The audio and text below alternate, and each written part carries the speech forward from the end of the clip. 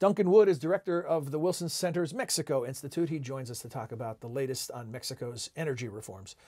Duncan, welcome to Now. Thanks for joining us. So the President Nieto signed legislation back in August for the next round of reforms. What was it intended to do?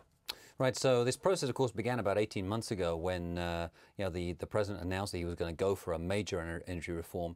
In December of 2013, a constitutional reform was passed, which was actually far more ambitious than the government had originally intended. And it was a result of the political to and fro in the Congress that produced something which actually, to be quite frank, surprised people about how far it was going to go in opening up Mexican energy markets. And then over the next few months, the secondary legislation was negotiated in the Congress, was eventually passed in August of this year.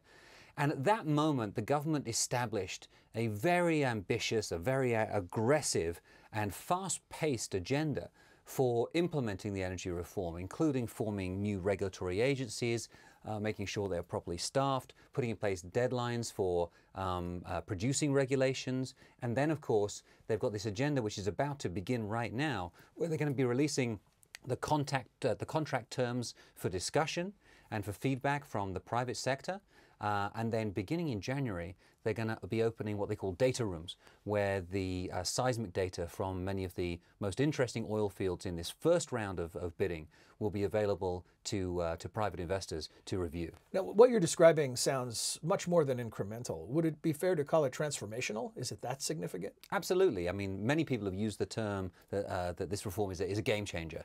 And it's not just a game changer, it's actually a paradigm shift from being one of the world's most closed systems to being one of the most open. In fact, many people have actually compared Mexico pre-reform to North Korea by saying that North Korea was the only other country in the world that didn't allow any kind of foreign participation in its oil and gas sector. And then somebody discovered— Not a comparison you want. No, not really. And then somebody discovered that North Korea had actually worked with a foreign company at one point. So Mexico looked as though it was in the worst place. Now we've seen that Mexico has one of the most attractive oil and gas sectors, and of course is doing the same thing for electricity as well. And we've had a number of events here in the Wilson Center, and just today we had the Undersecretary of Hydrocarbons, Lourdes Melgar, and also the head of the National Electricity Utility, Enrique Ochoa, here at the Wilson Center to talk about the reform. And it's impressive how far they've gone and what a revolution this really is in the energy sector. So things are on track then, if they've gone so far as you described. So is there any danger of too soon, too much, too fast? The danger that exists here and the risk that is there is that the agenda is too ambitious, that perhaps they either can't meet the deadlines or they do meet the deadlines, but it's not of a high enough quality, and that will lead to disappointment.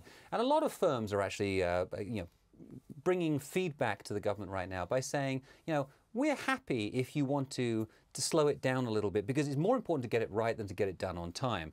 But the government seems to be actually not only getting it done on time, but they seem to be doing it right as well. And that's as a result of the process that they're using, which is really a process of interaction with the private sector, looking at international best practices and being very flexible, not dogmatic in any way, by saying, this is what we think we should do, but give us your feedback and we're willing to change. This sounds so unusual, politically speaking, as far as what we've become accustomed to in politics. It's extraordinary, and that's a word I use too much, but it is extraordinary, not just in the case of Mexico, but I would say in the global context. What's the key to that? Is it leadership? Is it this president? Or is it just the stars are in alignment? What are the reasons that is making this possible now? There's a number of factors, and I think that if we want to look at it in the long term, there was an impending crisis that was coming for Mexico in terms of oil production and consequently for government revenue.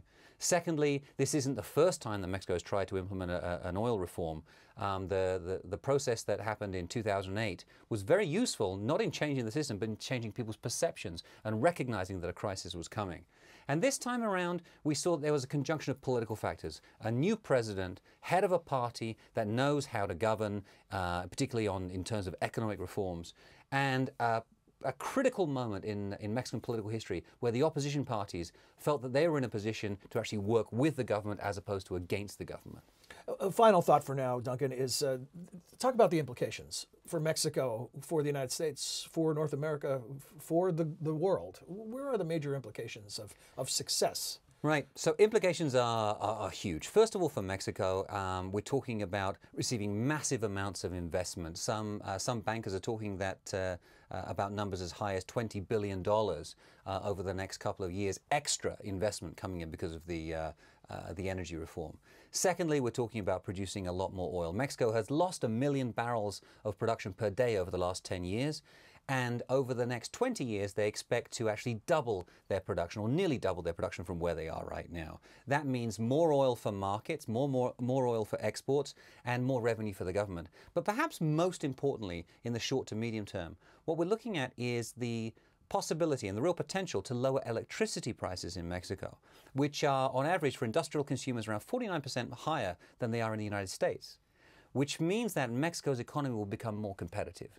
And that means that not only will more investment go into Mexico, but it'll help the integrated production processes that exist in North America, helping not only Mexico, but the United States and Canada in turn. Well, thank you very much. Very informative, and look forward to having you back. Thanks, John. Take care, Duncan. Cheers.